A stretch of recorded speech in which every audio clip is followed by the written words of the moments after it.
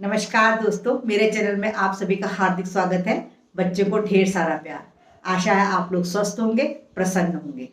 दोस्तों, जैसा कि हम सब जानते हैं कि त्योहारों का मौसम आ गया है, यानी कि दीपावली के साथ साथ हमारे 5 त्योहार आ रहे हैं और हम इन त्योहारों का स्वागत करने के लिए अपने घर की साफ सफाई करने पर जुट गए हैं। तो दोस्तों, साफ सफाई को लेकर आज मैं आपके साथ कुछ जानकारी शेयर करूंगी कि मैं किस तरह से अपने घर की साफ सफाई करती हूं, और इसके साथ साथ मैं आपको 5 टिप्स भी दूंगी जो कि हमारे लिए बहुत ही उपयोगी हैं और जिनका हमें विशेष ध्यान रखना है। दोस्तों, हमें अपने घर की जो साफ सफाई करनी है वह साफ सफाई हमें इस तरह करनी है कि यह त्योहार हमारे लिए शुभता लाए, धन समृद्धि लाए और इसके साथ साथ हमें प्रसन्नता और उत्साह से परिपूर्ण करें। तो चलिए दोस्तों, ज़्यादा देर नहीं करते हैं और वीडियो को शुरू करते हैं। और सबसे पहले चलते हैं टिप्स की तरफ कि हमें कौन कौन से टिप्स जरूर ध्यान में रखने हैं।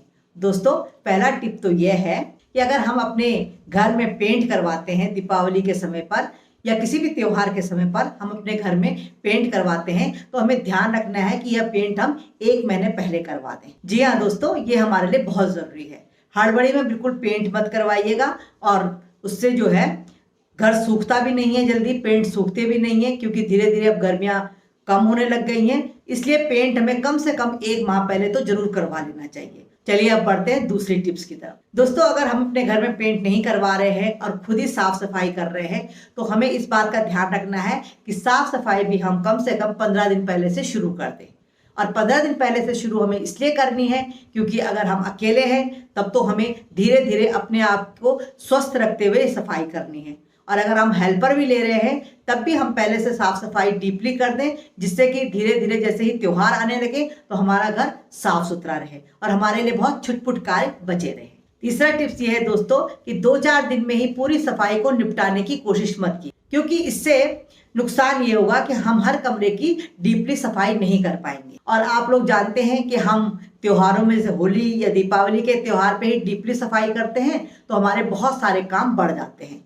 इसलिए 2-4 दिन में इन्हें निपटाने की कोशिश बिल्कुल मत कीजिए, इससे आपके स्वास्थ्य पर बुरा असर पड़ सकता है। इसके अलावा दोस्तों, जिस भी त्योहार में हम घर की सफाई कर रहे हैं तो हमें ध्यान रखना है कि हमारे जो भी पुराने इलेक्ट्रॉनिक सामान हैं जो खराब हो गए हैं, और चाहे हम उनको मोह के कारण नहीं छोड़ पा रहे कि अरे इतना महंगा था कैसे खराब हो गया, या कोई भी हमारे पूजा घर में मूर्ति है, फोटो है, या हमारे कमरे में और भी कुछ टूटी फूटी चीजें हैं, उनको हमें तुरंत बाहर कर देना है। जी हाँ दोस्तों, ये नेगेटिव एनर्जी को हमें तुरंत बाहर करना है। और जब हम इन कूड़ा कबाड़ को, जो टूटी फूटी चीजों को बाहर करेंगे, तभी हमारे घर के अंदर साफ सफाई करने के बाद पॉजिटिव एनर्जी आएगी।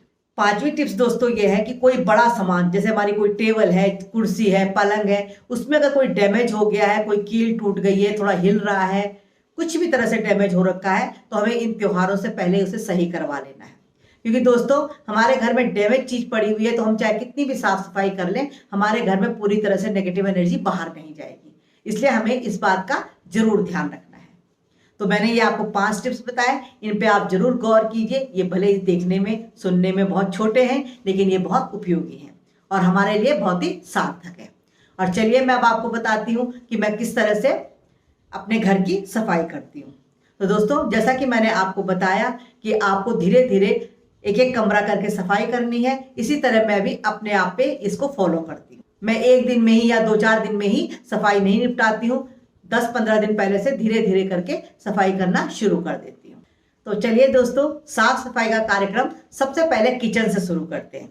और जैसा कि आप लोग जानते हैं कि और कमरों में तो जितनी भी सफाई करनी हो हमें, लेकिन सबसे ज्यादा सफाई हमें किचन में करनी पड़ती है, क्योंकि किचन में ही हमारे सबसे ज्यादा इंस्ट्रूमेंट रहते हैं। फ्रिज है, गैस है, चिमनी है, माइक्रोवेव है, और हमारी टाइल्स है, स्लैब है, हर तरह की चीजें, जैसे कि वुड कैबिनेट है। इस तरह बहुत सारी चीजें हमारी किचन में ही रहती हैं, जिनका कि हमें 1-2 दिन में सफाई करना बड़ा मुश्किल लगता है, और अगर हमारे साथ हेल्पर नहीं है तब तो और भी ज्यादा मुश्किल लगता है। इसलिए आप धीरे धीरे 1-1, 2-2 सामान करके सफाई कीजिए, और मैं भी इसी तरह करती हूँ। और इसके लिए सबसे मुख्य बात यह है दोस्तों कि जिस रेमेडी का प्रयोग मैं किचन की सफाई करने के लिए करती हूँ उसे मैं सबसे पहले बनाकर रख लेती हूँ अपनी क्वांटिटी के हिसाब से, कितनी चीजें मैंने साफ करनी है, और टाइल साफ करने के लिए, स्लैब साफ करने के लिए मुझे कौन सी चीजें चाहिए, ये सब चीजें मैं पहले से रख लेती हूँ, जिससे कि मुझे साफ करने में आसानी होती है। तो आप भी अपना सारा सामग्री तैयार कर लीजिए। उस रेमेडी मैं आपको बता रही हूँ, देखिए रेमेडी मैंने आपको बता रखी है। इस रेमेडी को आप प्रयोग में लाइए और इसी तरह अपने किचन की हर चीज की सफाई कीजिए। और दोस्तों ये रेमेडी हमारे बाथरूम में सफाई करने के काम भी आ जाती है। सिर्फ हमारे सोफों को छोड़कर हमारे जो है हर चीज की सफाई के लिए यह रेमेडी काम में आती है। और दोस्तों इसके अलावा आपको ध्यान रखना है कि हम अपनी जो वुड कैबिनेट साफ करते हैं या कोई भी हम अपना फर्नीचर साफ करते हैं, टेबल वगैरह लकड़ी का, इसके लिए हम अपनी वुड क्लीनर का ही प्रयोग करें। तो अगर हम इन बातों को ध्यान रखेंगे तो हमें सफाई करने में आसानी होगी। दोस्तों किचन की सफाई डन होने के बाद हम और कमरों की तरफ बढ़ते हैं और कमरों में जैसे कि सबसे पहले हम जाले वगैरह निकाल लेते हैं अपने ढंग से दीवारों से। उसके बाद हमारे पंखे और एसी है, उन्हें भी हमें साफ करना बहुत जरूरी होता है। और वैसे भी दोस्तों अब सर्दियां आने लगती हैं तो इन चीजों को हमें साफ कर देना चाहिए। और अगर हमारे पास कवर है तो हम अपने एसी पर कवर लगाकर भी उन्हें ढक सकते हैं सफाई करने के बाद।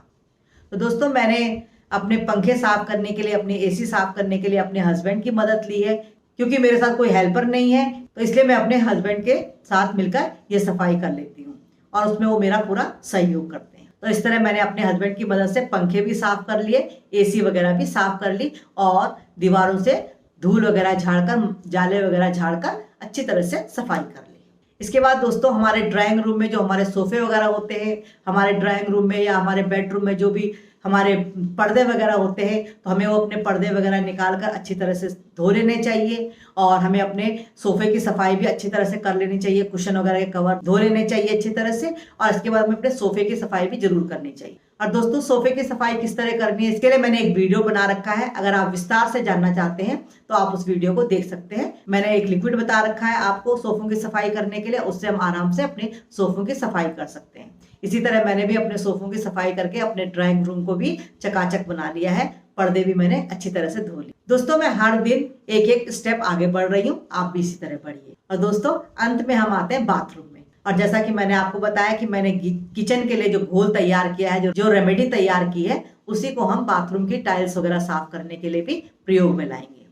तो इसी तरह मैंने बाथरूम की टाइल्स वगैरह भी साफ कर ली, शीशे वगैरह भी साफ कर लिए, नल वगैरह भी चमका दी। और इस घोल से मुझे बहुत ही आसानी से सफाई करने में कोई दिक्कत नहीं हुई, बहुत आसानी से मैंने सब साफ कर ली। तो इस तरह मैंने अपने बाथरूम भी अच्छी तरह से चमका लिए। अब मेरी पूरी सफाई घर की डन हो चुकी है। और जो छुटपुट सफाई है वो रोजमर्रा की तो हमने त्योहार के पहले दिन तक करते ही रहना है। तो ऊपर छत की सफाई और छत में रखी हुई पानी की टंकी की सफाई मैंने और मेरे हस्बैंड ने एक हेल्पर की सहायता से करवा ली। और दोस्तों इस तरह मेरा घर छत से लेकर और नीचे मेन गेट तक चकाचक चमक गया है, हाइजीनिक हो गया है और साफ सुथरा हो गया। दोस्तों मैंने आपको ये जानकारी दी, आशा है आपको ये जानकारी अच्छी लगी होगी और आप इससे लाभ उठाएंगे।